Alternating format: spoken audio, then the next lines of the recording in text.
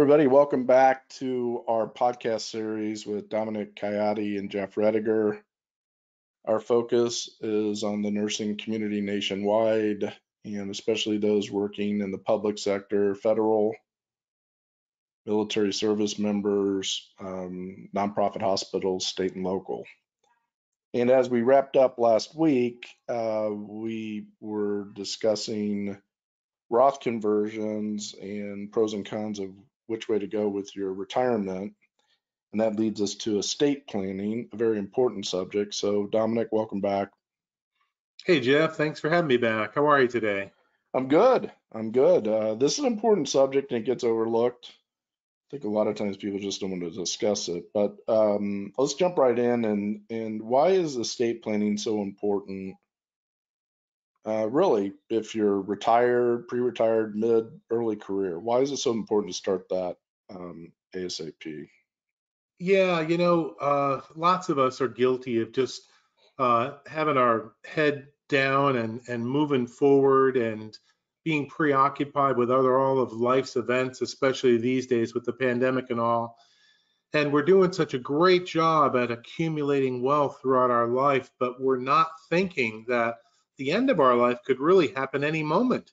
It's not it's not an exact science where you can figure I'm not going to be here when I'm 95 in 3 months. So people just don't think with the end in mind. I always like that saying, if you fail to plan, you're planning to fail. So Right. it's a really good idea to have your ducks in a row, and to take care of the little nuances of estate planning. And with that being said, so previous session, we talked about lining up your beneficiaries, your life insurance, your pension beneficiary, your retirement plan, TSP 403B, 401k, and your will, as well as any individual life insurance. You brought up before we started this session, this is a good example. You're working with somebody right now who is, I think you said 53. Could you share that story and why they are adamant about their estate planning? Yeah, I spoke with a gentleman today. He's 55, and his wife was 53 and just passed away unexpectedly 2 months ago after a terminal illness, a brief terminal illness that, unfortunately took her away very, very quickly. And of course, like I said, nobody plans for these things, and he's very, very hypersensitive about, having his ducks in a row for his family members, and for him making sure that he's got his insurances all set. So I'm working with him and coaching him along. But it's so important for us to have a will, Jeff. And people don't realize if you die without beneficiaries and you die without a will, well, guess what happens to your estate? Even if it's a small estate, it gets held up in probate. And lots of people don't even know what probate is, but it's a court system where you're subjected to the wishes of the court, basically, and your family, your heirs, will not get access to your money and your collectibles or whatever you have in your estate, because it's going to get tied up for anywhere from as little as 6 months to 3 years, and you're going to be subject to probate court costs and attorney's fees and all that. And you can circumvent that by just a few really simple, easy steps if you take that, if you do that in advance. Does that make sense, Jeff? It does. So let's say somebody's out there thinking that they need to do this. You have a network of attorneys you work with, correct? To handle the will part as you go through the life insurance and pulling it all together. So it's a team approach, correct? It is, yes. I have a network of estate planning attorneys that do nothing but estate planning. And if you don't want to hire an attorney for whatever reason, because you think you don't have the money or it's just too costly, I challenge that. First of all, that it's good money. You're throwing good money after a good cause. But if you're really adamant about it, then go on to LegalZoom or one of those sites and pay a few $100 and just get it done and make sure that it's done correctly. I highly suggest it. Well, it's very important. A lot of people work a lot of years and they keep putting it off, and then something like you just brought up, that client of yours happens, and it's like, whoa. So start the process. Dominic can help you with that. All right, good subject, very important subject. So let's talk about next week, final chapter of season 1.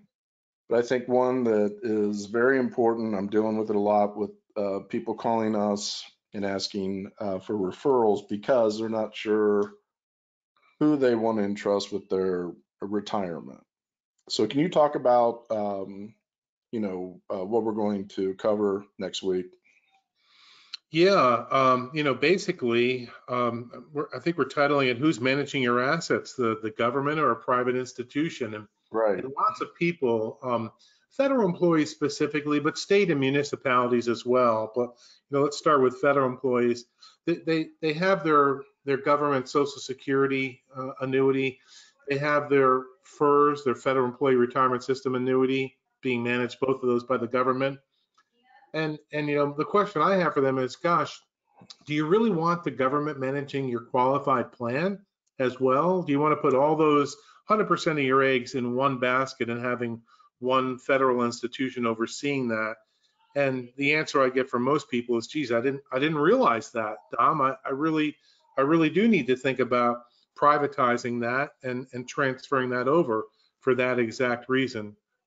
Does that Well, make sense, Jeff? yeah, it makes sense. And I think this year, especially with, the amount of debt the federal government's in, pension systems about ready to collapse in the public sector statewide.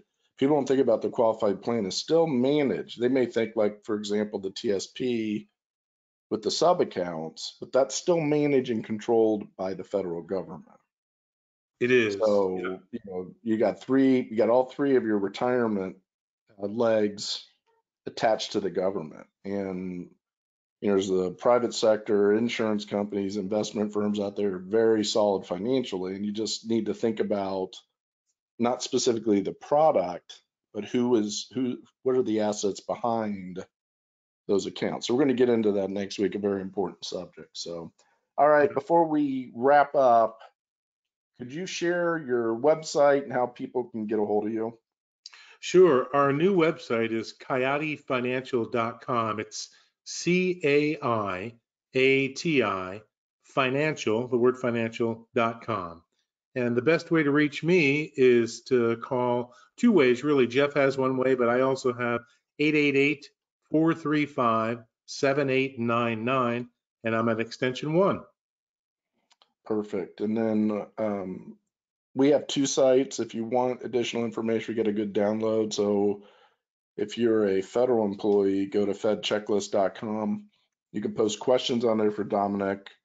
Just let us know you attended this session and we'll get the information over to him. You can also book a meeting on the site, company consultation. And we also have a download. It's a workbook as well as a retirement worksheet and budget. So you can download it right off the site. And if you're state or local nonprofit, go to Public Pension Checklist. Again, you can post questions and book a meeting. We also have report cards from a third-party economic firm of your particular pension. Really important to review how healthy is your pension. So go on to that site and check it out. All right. Thank you, Dominic.